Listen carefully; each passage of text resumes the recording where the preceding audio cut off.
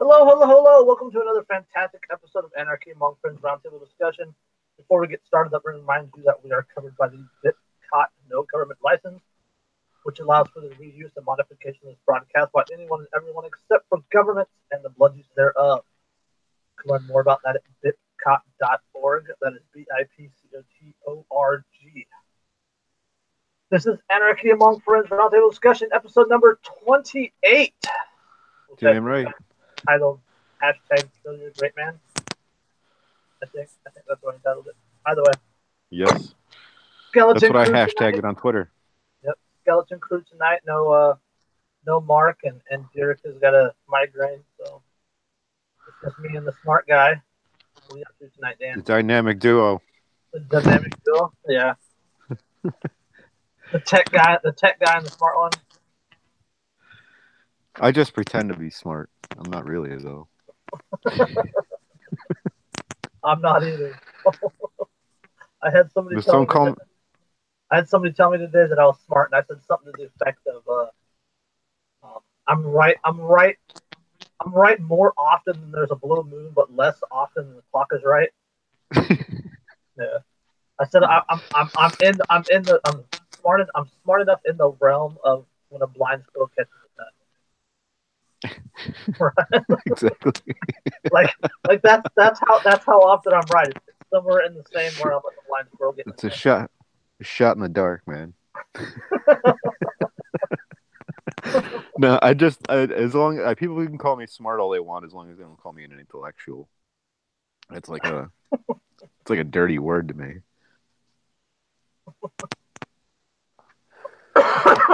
Intellectuals usually like they tend to be elitist and know best and be quote unquote liberals, not like Jeffersonian liberals, but like socialist type. You know what I mean? It's Dude, yeah. speaking of liberals, I know you're gonna kick out of this. Did you see the stuff out of Florida with the kids, um, uh, hags or hogs or whatever his name is, With the armband? with the armbands?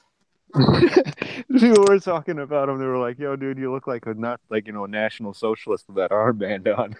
Yeah, just like, and I'm I posted there was a post on Wolf about it. And like one of the people commented, "Are the gun owners going to have to wear gold stars?"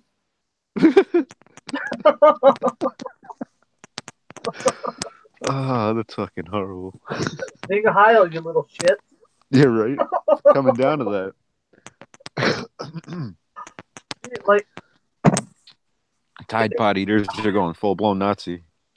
it really could not be more obvious to everyone except them. Yeah. Right? I mean, they're socialists. They're for gun control. They're for free college. They're for Marxist values, and they're for pushing their wills on everyone else. And now they're wearing freaking armbands to identify themselves. Yeah. and dude was like total like on. He was fashed out too. He had like the white shirt with the tie and like tucked in with the belt on, like going to church but not like you're going to a fucking rally. Who's the alt right guy that got punched? Richard Spencer. Richard Spencer. That's what he reminds me of. That's what David Hogue reminds me of. I'm convinced that Spencer's like an in the closet queer because he acts like he's pretty effeminate for like a dude that's supposed to be a leader of the alt right.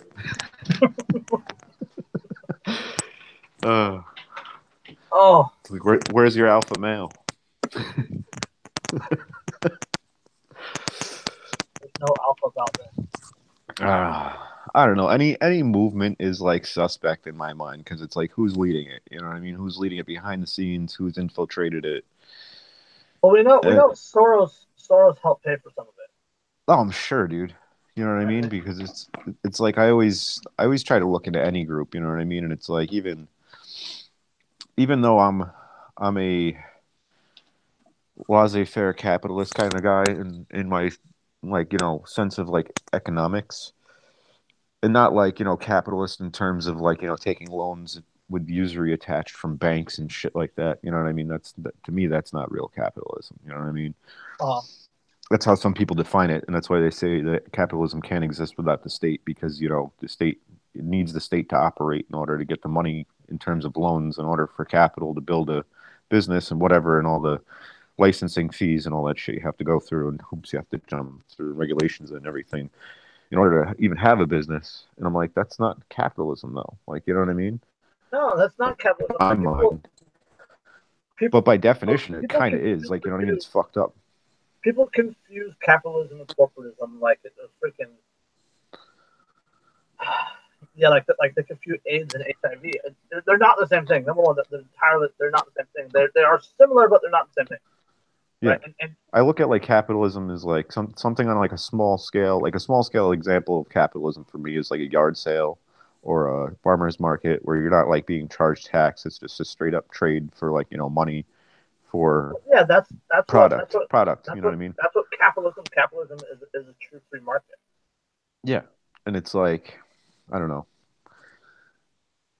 It's fucked up because it's like the whole thing with like, trade tariff, or yeah, like trade tariffs. Like all that stuff comes into play, and it's like you can't really call globalism a free market, because it's not. Oh, Because hell, it's all regulated. You know what I mean? But at the same time, it's like, um, I don't know.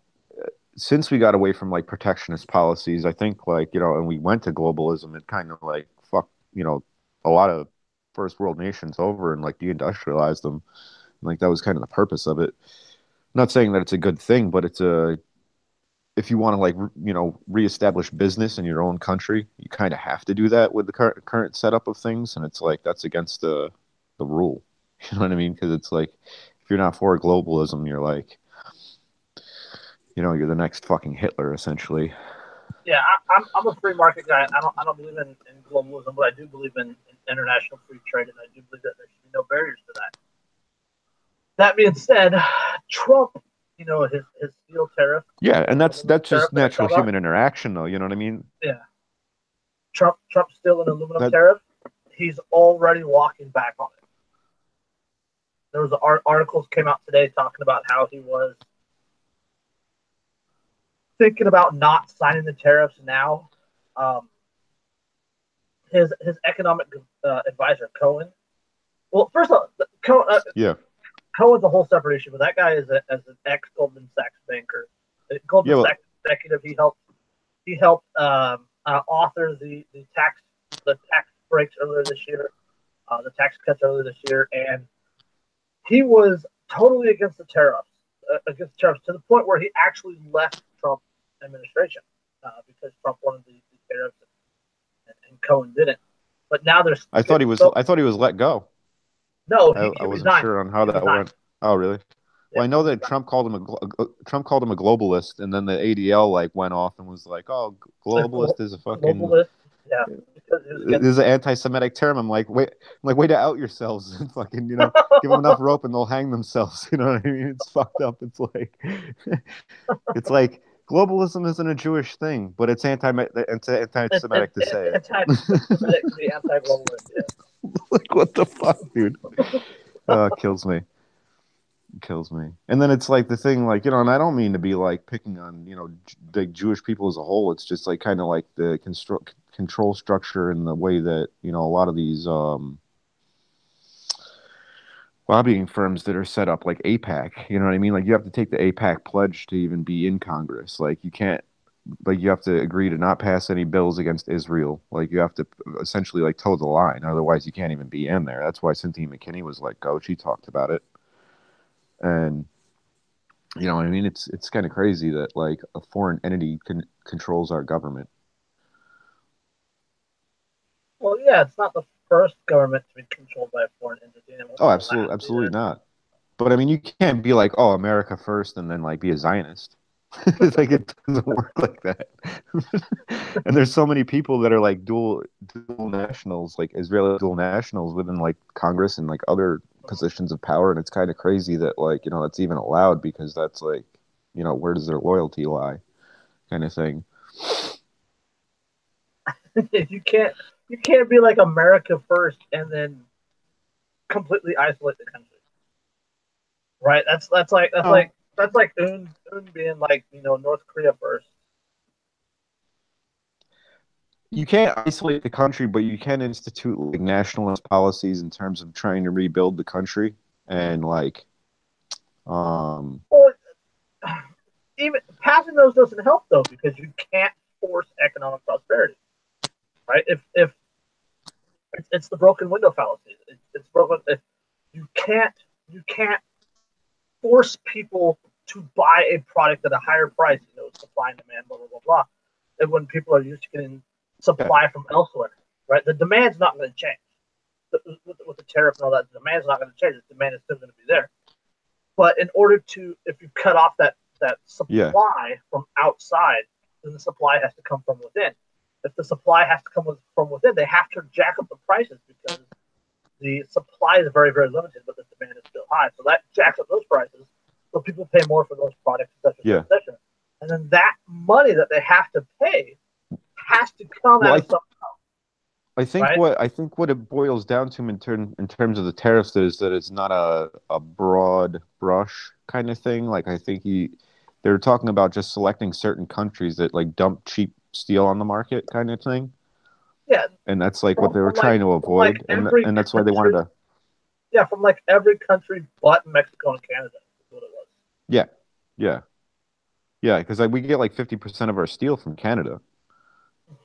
That's what I was reading anyway, and they were saying a lot of it had to do with not being able to like trust other countries to provide military grade steel for like armor and whatnot for the United States Army, That's and it was bullshit. like kind of one of those things that like they wanted to be in control of their own steel industry so that they could fucking make sure that the grade of the steel was up to par of what they were really wanting instead of being sold something at a lower grade, being told it was like whatever.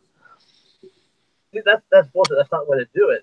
The way to do it, if you want to make America strong, you have to remove the barriers that cause the job diplomacy in the first place. Yeah. Right? That's how you make you can't force prosperity. They Well, lowering the taxes helps. You know what I mean? lowering the Because that, lowering the taxes, the bureaucracy, the red tape, the permits, the licenses, the yeah, EPA standards, the minimum wages, things. Get the fucking get uh, the unions out of it, right? And then that will right I there. know that because I was reading also that like the deregulation process that's been taking place ever since that executive order went into place, like I don't know, last January, where it was like they had to repeal like two regulations to every new one that's in place, Yeah, but and it's like that the that has rate is like 22-1 at this point, from what I understand. that has But so little effect 22 though. You're breaking up really bad, Dan. Dan, was kind of you're cutting out really bad.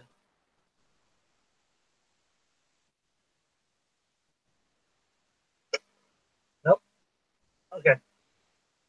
Can't hear you, Dan. So I'm just gonna roll.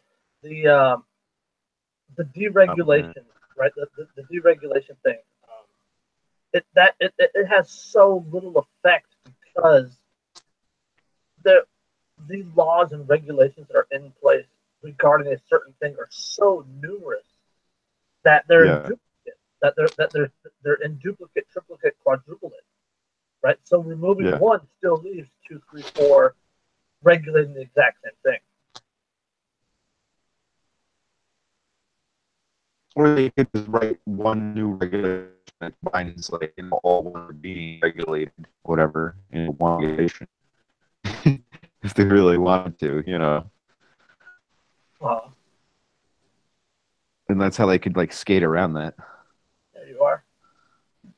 I'm sorry, you're gonna have to repeat all that. You were breaking up really badly. No, I was just saying that like they all the Still breaking up really badly.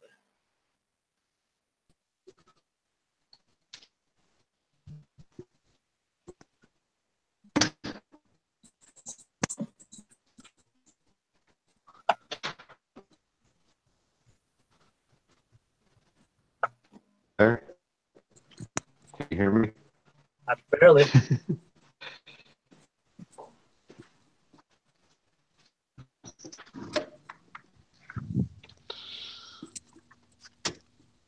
All right, can you hear me? Yep. All right. Much better. Yeah, I don't know. It keeps cutting out. I don't know if it's my signal in the apartment or what the deal is. I don't know. It was cutting out really badly though. It sounded like Josh was trying to play a game. I don't know if you heard me. I don't know if you heard me, but what I was saying was the way that they could skate around that, executive order is that they could, for every regulation that is potentially going to be repealed because of the new regulation that they're going to put into place, they could just add the regulations that are going to be repealed into the new regulation. Yeah.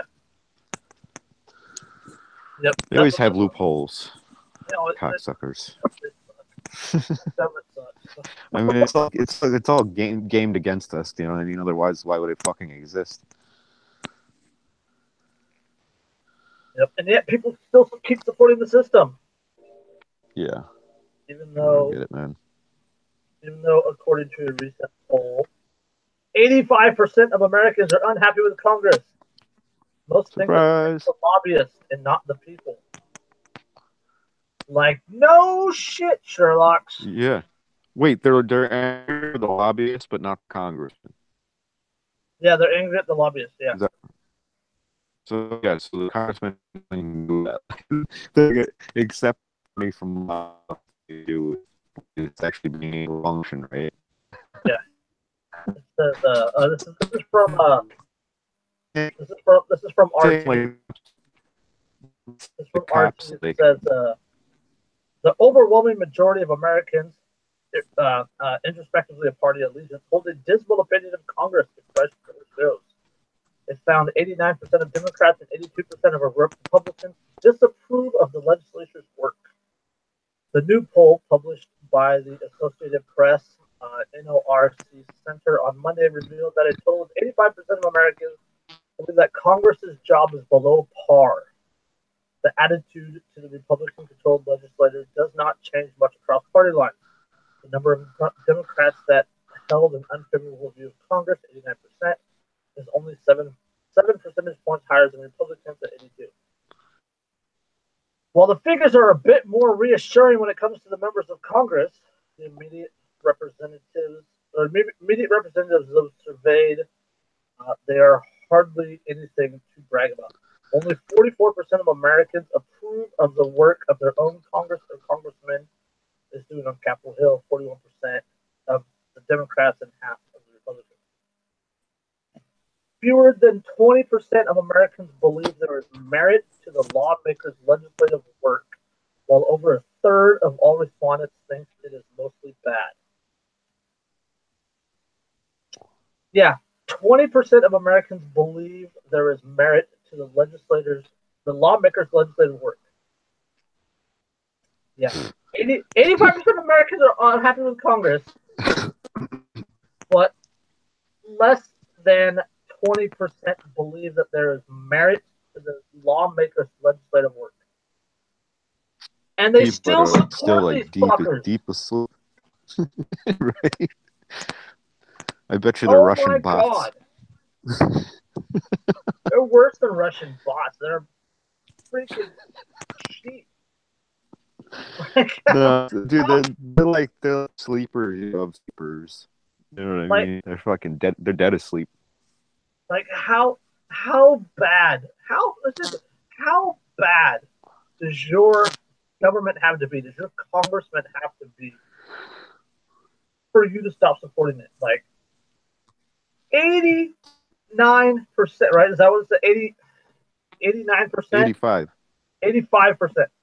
85% of Americans are unhappy with Congress. And they what are they unhappy about? That they would pass more laws? Like that they're not enforcing their will on everybody else? Like and I like it when they can't do their fucking job. I love do nothing Congress. Like that is my favorite type of Congress because I know that they will never pass laws and whatnot to give me freedom because they can't. But Stalemates are bad. Dylan says 85% may not be happy, but of that 85%, how many know the truth? 0.00013%, or thereabouts, whatever that number is. I just yeah. I mean, it's crazy that you were saying that the fucking lobbyists are to blame. That's like saying that, like, you know what I mean? Like it's like blaming Budweiser for drunk drivers. Yeah, or like blaming, like, well, I'm not saying like, saying that a dictator wouldn't be responsible for giving orders, but it's the fucking police and the military that carry out the fucking orders. You know what I mean? So it's like the same thing as a lobbyist giving orders to a congressman and then not Just blaming the congressman for carrying out those orders. It's like, yeah, exactly. Yeah, and they're paid whores. They are whores. They are absolutely whores. They're absolutely whores. The only difference between an actual prostitute and a congressman is a prostitute stops taking your money when they leave your car. Well, not only that, they stop fucking you after a little while. You know what I mean? It's like government just gives it to you raw daily. They bite the pillow, bitch. Yeah, and this past week I was on Abolish Abstractions with Jeremy Hengler. You guys know MCs of Liberty, Freedom Fiends, and all those. And Jeremy and I spent the whole time talking about the great man theory, right? The great man theory is the belief that a person can come along and actually like physically change it, right? Like Ron Paul. Ron Paul is a perfect example of the great man fallacy. Ron Paul was in Congress for like 25 years, right? Never changed the fucking thing, right? He voted a whole lot of anarchists. No. Government creates anarchists, not. Well, he helped point it out. He exposed what the government is doing, and that created anarchists. But Ron Paul was in office for like 20-something years and didn't do anything. Didn't stop any wars. Didn't stop Patriot Act, NDAA, the Freedom Act, metadata collection. Didn't stop anything. Right. So Ron Paul is a perfect example of the great man fallacy. People believe that he says hero because he was in Congress and he voted no on everything because he read it. And his whole audit the Fed, blah, blah, blah, blah, blah. The Fed's never been audited.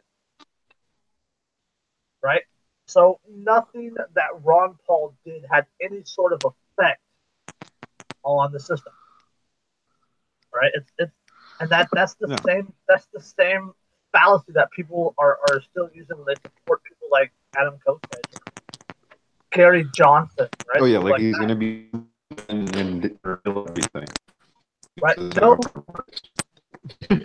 person that is a legitimate threat to the system will ever rise. It's the only way you can do that. You're breaking up again, Dan.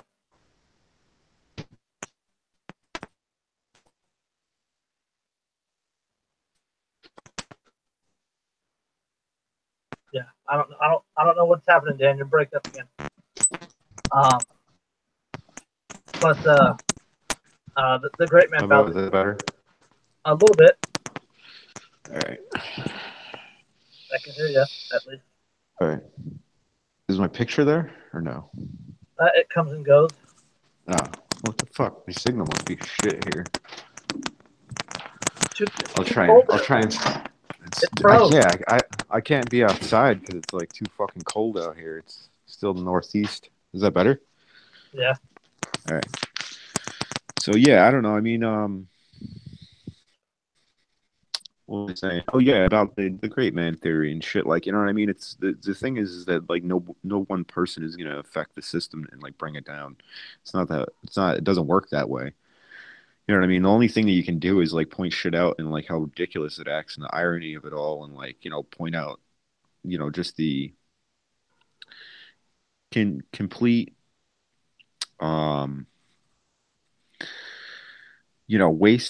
waste of taxpayer dollars and fucking complete just like shit return on your investment, pretty much. You know what I mean? In terms of like, thinking that you're getting something back for your tax dollars. And it's kind of crazy. And like, all I do is just point that shit out to people. And it's like, I just help discredit it in the minds of, people that like still think that it's like, a functional thing and not an obsolete system. Here's your tax money at work, Dan. The Interior Department is spending $138,670 to replace leaky doors on Interior Secretary Ryan Zink's office. Wow. $138,670 to replace doors on an office. What the fuck kind of doors are they? Made of gold? I don't know. Some shit, dude. Yeah, the agency awarded the contract to Conquest Solutions LLC, a Greenbelt, Maryland-based company that specializes in automation systems. So it's a security door, is what it's listed as.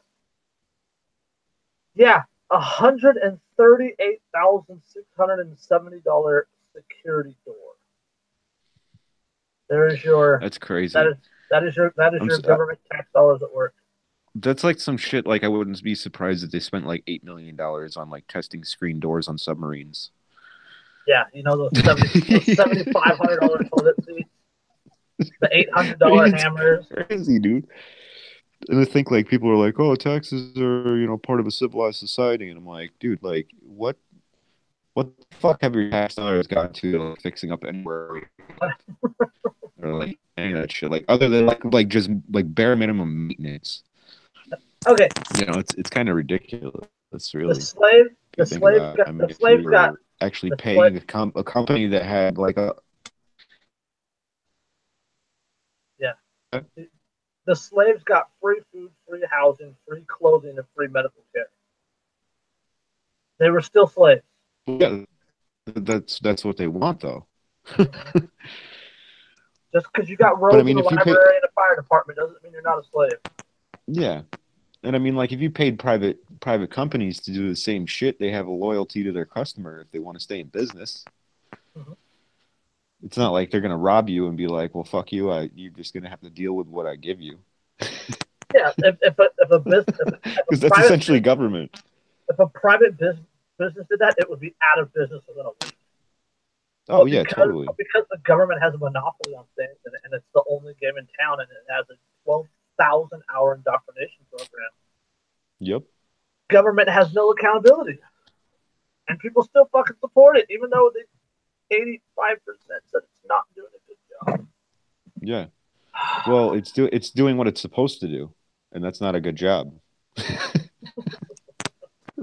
It's like once they figure that out, like they'll be over that hurdle, and they might be able to figure out the rest. Yep. I gotta go get a jacket. Yep. The road to hell is paved with government intention. Like this one. Yeah. Why does California want fire inspections for homeschool? I live in California. My kids are homeschooled. Under this bill, the state would have a care worker and police or care workers and fire department go into my kids' home to check for the fire safety of their home as a guise for checking on my kids. Yeah, no, fuck that. A bill introduced in the California General Assembly earlier in February could have a significant impact on homeschooling in the state and across the nation. The authors of Assembly Bill 2756 assert that the proposed law is intended to protect children by mandating annual fire inspections of all institutions that file an annual private school affidavit. This would include private schools with fewer than 6 students, which are currently exempt from fire code inspection. Why are they exempt? Because these are private homes. Children are homeschooled, and private homes cannot be subject to fire inspection. AB 2756 exemption in an attempt to give raw power to state officials to enter homes of homeschoolers to, quote, look around to make sure the children are safe from abuse and neglect.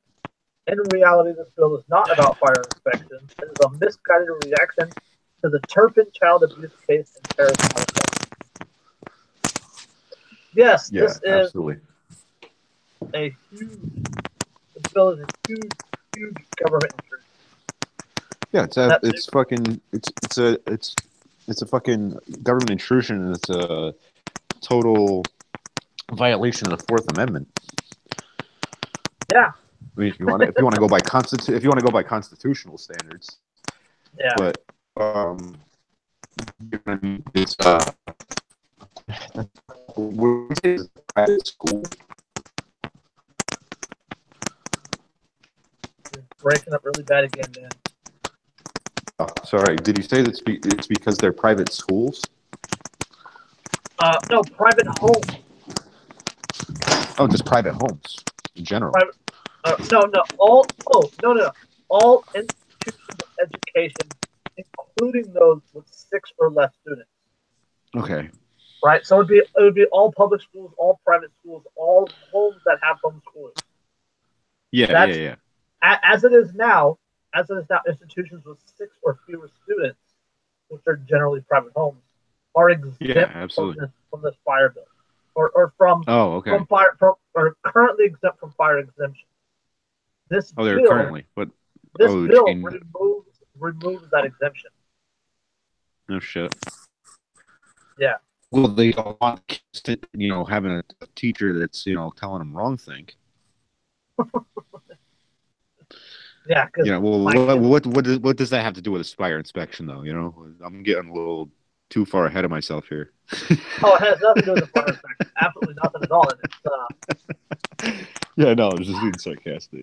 It's a complete back door into people's homes. Oh yeah, because, totally, dude. To protect the children, because we gotta protect the children. It's the same bullshit mentality that they use when they talk about firearms. Because one person did wrong, everybody is guilty until proven innocent. Well, yeah, absolutely. Same thing with like the Boston bombing when they went house to house with the fucking military, going on the streets with like dudes in Humvees pointing fucking guns at people in windows and shit. Mm-hmm. Like people's houses looking for one terrorist. Yeah, it's like that shit was crazy. I was like, what? Like, this is martial law on display. Oh, it's not martial law because it's to protect them. Well, of course. I mean, they would always sell them some bullshit line like that if it was martial law. They wouldn't be like, oh, hey, it's martial law. If they'd say it's for your own good, it's for your own protection. We're trying to keep you guys safe. Same thing with the Patriot Act and every other fucking thing. Yeah. I showed that to my kids' mom. The article to my kids' mom, and she flipped out. She flipped out because our kids are homeschooled. She's got the 3 kids, and they all homeschool, and they have events that they go to during the week that to count as homeschool credits and whatnot. But yeah, under this law, a social worker and a fire inspector would be able to come to her house without any sort of warrant or anything, and just walk into her house and look around. Yeah, it's fucking total bullshit. Fire inspection to check on the kids and make sure the kids aren't being abused and all of those bullshit. Make sure people aren't growing pot in their house.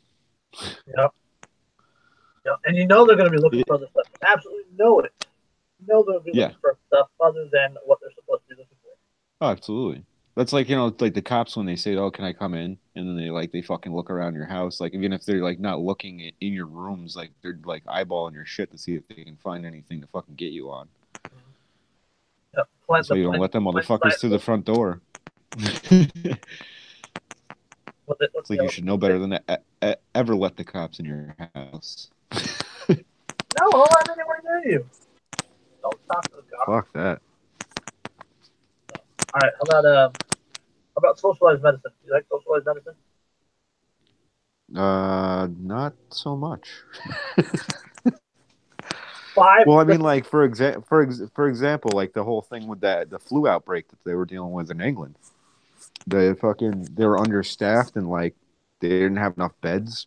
people were dying and shit. Like they couldn't deal with the overflow of people from like the epidemic of the flu that was going on. I don't know what the fuck strain it was. It was like either Australian or Asian or some shit like that was going around this year. But yeah, it was way overburdened, and like it's not meant to run like that. Like it's put people on wait lists and death panels, and people say that shit isn't real.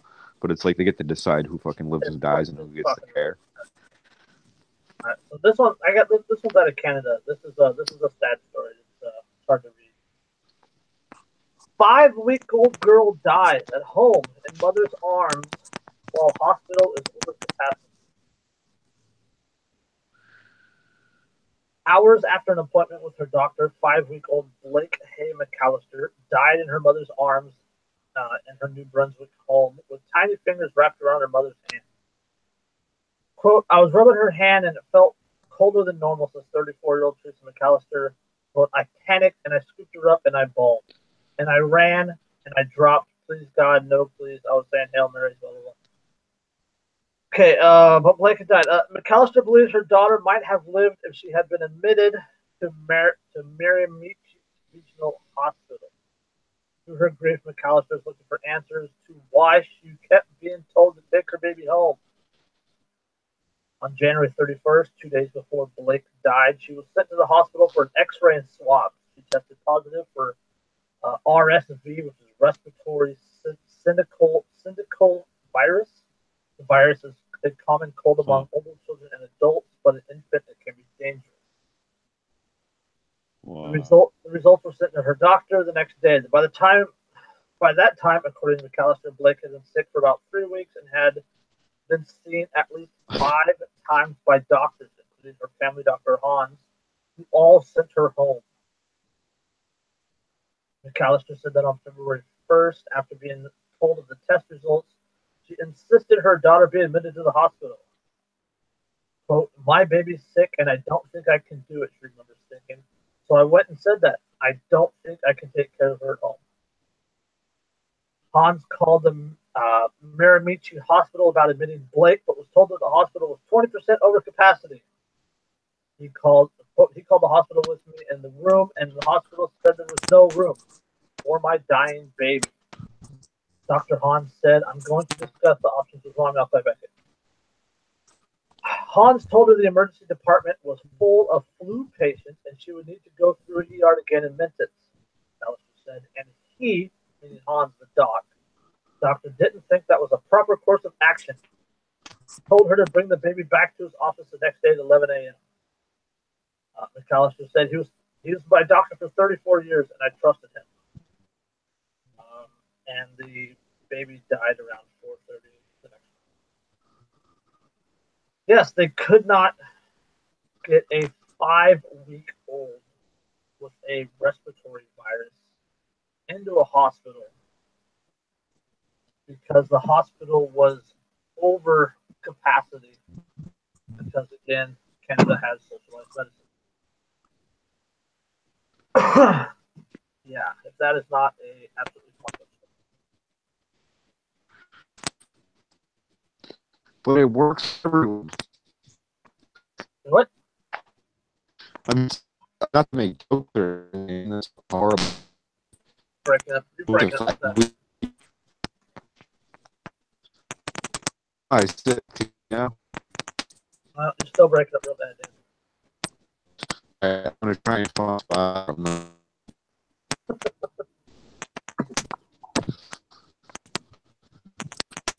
Right. No, Dylan, we cannot solve all this with more social medicine. Is that better? No, of course not. Well, okay, it's a little bit better. It's a little bit better now. All right. The audio's better. You're not getting it breaking up. How about now? The audio's better. All right. Well, no, I was just gonna say that like, it's one of those things because I'm sitting in my car, so the lighting isn't on. So I'm just gonna keep my profile picture up. Anyway, yeah, I don't know the whole thing with the socialized medicine is like, they say, oh yeah, it works for everybody, but it's like they get to decide, like, who fucking gets care, and like, if it's overburdened, then too bad. And Your it 5 week doesn't, old dies. right? And socialized medicine, the thing with socialized medicine is that it's first come first serve. Largely, like 99% of the time, it's first come first serve. Yeah, Right, absolutely. and then every once in a while, if it's a really bad, like an emergency situation, then they'll take somebody else. But this is just one of many stories. Like this is only a couple weeks old. There's a lot of stories. There was one earlier this month about a woman giving birth in the ambulance in the Wow. parking lot because they didn't have a bed for her in the hospital. I mean, it's Keep it classy, socialism. yeah. That's fucking ridiculous, dude. But I mean, like, I don't know if stuff like that happens in the United States, though. I mean, it's like they say that our healthcare is horrible, but I don't think that things like that really happen too often here. Oh, here in the states, right? There's still no hospital will turn away a person that is in need. Right? If you're truly in need, Like, they can't do that. yeah, if you're truly in need and walk into an ER, they're gonna help you. Right? I mean, you're gonna get a big fat bill, on the back end of that, but it's not like that. I mean, you're not gonna get rejected. A 5 week old is not gonna get rejected. Yeah, I'd rather have a fat bill than die. Yeah, me too. You know what I mean? At least you can still live and pay that off. Hopefully, I mean, fuck, dude. Yeah. you know, I would be. Yeah, I mean, they do hit you with some crazy shit if you don't have insurance and like you go into the fucking hospital for like days. Yeah, those $80 aspirin, those $1,000 IV bags. Yeah. Like, nah, I'm good. Just bring me some ice water. I'll fucking I'll hook myself up. Yeah, when my brother hurt his knee, um, he went to the ER. He was a skateboarder, hurt his knee, sprained his knee real bad. Yep. And he went to the ER. Like he thought it was really fucked up, like he tore a ligament. And on the bill, the ice pack that they give him when he's sitting in the ER. Yeah. It was one of those instant packs, right, where you crush the little baggie and you mix it up, right? Yeah. Like they billed him for like $65 for that. Oh shit. For an ice pack. For an ice pack that you could get like for $5.99 at freaking Rite Aid. Yeah, right. Of course, this is the same hospital. Yeah, no, it's crazy. I mean, I had 9-hour surgery when I was like, when I was 14 years old. I had 9-hour back surgery, so it's like I couldn't even imagine what that fucking bill was, especially having to spend like 3 days in the fucking ICU and one day in like the regular hospital room before they released me. Plus like PT and shit like that they had to do with me like a couple days after having back surgery and like having me walk up steps. Oh, that was brutal, dude. That was All probably right, like the most pain I've ever fucking dealt with in my life. Dylan is channeling his inner state, his inner agenda 21. He says yes, socialize all the things, and he says, well, we can solve this with more socialized medicine, and he says build more hospitals with public money, and then he says to cut costs, those over the age of their average lifespan over 10 years will not be admitted this time. Sorry for your inconvenience at this time. Yeah, and that's pretty much sums it up. Like, you know what I mean? They have fucking like people who decide like if elderly people get care because it's like really is it that cost effective to keep somebody that old alive, kind of thing. You know what I mean? Like that's how they view it. I want to know. I want to know Dylan's solution. If two people with similar issues walk into the ER at the same time and there's only one bed, is there a Thunderdome in the ER? You flip a coin, fucking trial by combat. Coin, Thunderdome. Yeah. Two patients enter, one gets admitted. Yeah, I'm down with the Thunderdome idea. I mean, one's gonna die anyway, so it's like fuck it.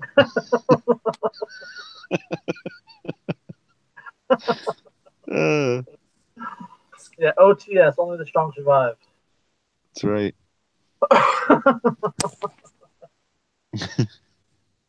Oh, we're going to hell. It's all right. I'm enjoying the ride. Smack somebody in the back with a crutch. This is my hospital bed. Like I can't help but notice just like how ironic shit is. Like it seems like the timeline shifted at some point, and it's just like we're in fucking Ironyville. And like it's so hilarious because like all the people like we were talking about that kid with the fucking that David Hogg kid with like the armband, like he doesn't even realize he like looks like a fucking like Hitler Youth, and like people photoshopped his face on like Hitler Youth and shit. I was fucking dying, dude. No, I saw a lot of memes about that. A lot of Yeah, posts about that. It's just it's like just not only side that, by, like yeah, but side like by side with Hitler Youth and all that. yeah, but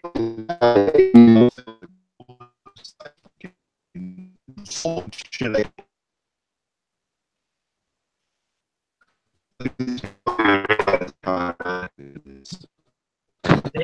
Dan, you sound like a speak and spell with bad battery.